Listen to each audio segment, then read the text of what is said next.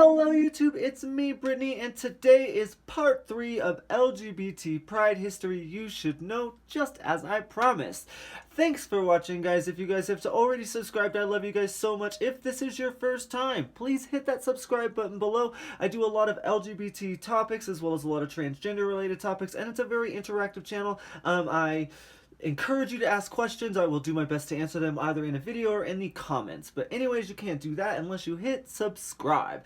Now, let's get into part 3. So for those of you who have not watched part 1 and part 2, let me catch you up. We are at 1980, and this video is going to be all about the 80s. I know I kind of sound like a VH1 ad right now, but it's not happening. I promise I will do my best to not pop up video, you guys. Uh-oh, there they come right down there.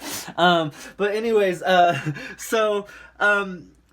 what we ended with was I kind of teased you guys in the last video that at the beginning of 1980s, in 1980, the Democratic Party in the United States spoke up and said, we are fighting for gay rights. We have a platform for gay rights. And that's kind of what continued throughout the 80s as political parties and governments around the world started to basically understand gay rights and get a little bit more knowledge. And in the 80s, LGBT community kind of thrived as like this growing like enigma in cities, and it was just kind of like originally it was just kind of like, you know, that's where most LGBT people went because that's where they knew they could, you know, and just have fun with their lives and be who they are. And it wasn't, you know, as hated upon in the cities as whereas it was out in the rural areas or anything like that. So like it was extremely growing. There were a bunch of famous musicians, athletes in the 80s,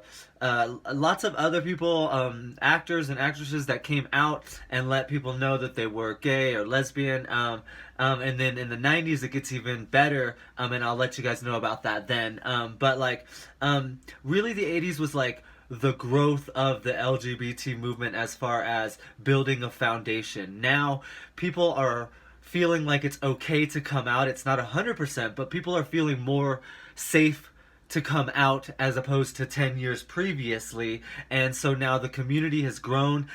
You're seeing a thriving drag community growing in San Francisco, Los Angeles, New York City, where people like RuPaul got their start in the 80s as well, and all of this kind of leads to towards the end of the 80s in 1989, we're the very first country to basically legalize same-sex marriages in 1989 was Denmark. Now, we know now that a bunch of countries will follow in the future, and I'll go through some. I'll start going through some of those with their importance. But then, you know, in the next video, I'll definitely update you at the end of the 90s how many countries had done that, because we know it took the United States until the 2000s. So, but you know, that's the positive things that were going on for the LGBT Pride community that we celebrate in Pride.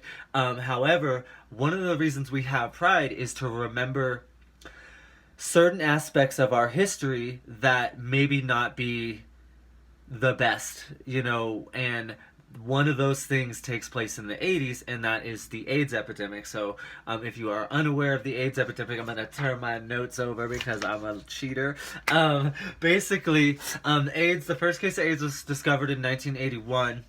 But it wasn't really considered an epidemic until 1982, when nearly 800 people contracted GRID, which GRID was the original name for AIDS, and GRID stands for Gay-Related Immunodeficiency Disorder, which you can understand why they changed that, as that sounds kind of pretty fucking offensive. But basically, it was changed to that later on in 1982, and then later in 1986, the public term then became known as HIV positive to kind of basically ease the, you know, because basically people with AIDS were basically being shunned from community, and a lot of the people who were contracting AIDS, because it was called gay related, and that's what people first thought, that you had to be gay to catch it. So yes, our community was hit extensively hard throughout the 1980s. The numbers that I looked up were kind of like skewed. There were a bunch of different numbers, but I can say that at least over 100,000 people in 1980s contracted the AIDS virus, and of those, almost 85% of them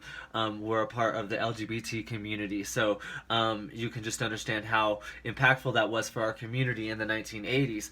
And the worst part about it was that even though there were some people in governments and some people in political parties that were fighting for gay rights, at the time the leaders were right conservatives, and so therefore there was no help during this epidemic for any of the LGBT community, because the government at the time just really didn't have any sympathy for this community yet, and they just felt like, oh, this was what we deserved, which is completely cruel and very sad to see that our government is getting similar to that type of mentality again now, but just with other things,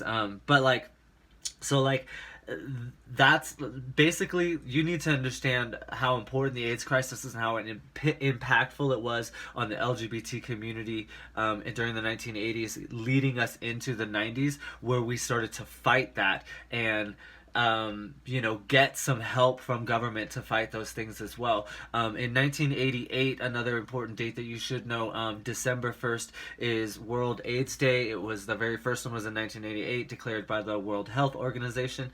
To this day, there's been over 1.1 million people that live with AIDS every day. Over 750,000 people have died from AIDS since the outbreak originally started in the 80s up to this point. So this is not something that's ending, so it's something that we should look forward to trying to assist. And I'm going to post some phone numbers down here for you to donate to the AIDS crisis or anything like that, so if you would like to, but basically, yeah, so that's our 1980s. There were positive growths in our community, but a negative impact health-wise that really set us back as far as a community being able to grow, because it made it difficult for anybody in our community to really trust each other at that time period, which was very difficult, to just deal with in that instance. So these are just kind of basis of what you need to know about the 80s. Part 4 will be about the 90s, and will lead into the 2000s as well. Thank you guys so much for watching. I hope you guys learned some things in this video. If you did not, I'm sorry, I did my best. Please don't forget to hit that subscribe button if you have not already. Remember, you can find me on Facebook at Brittany Rose, on Twitter at Brittany Rose 2. I love every single one of you guys. Stay safe out there. Bye-bye.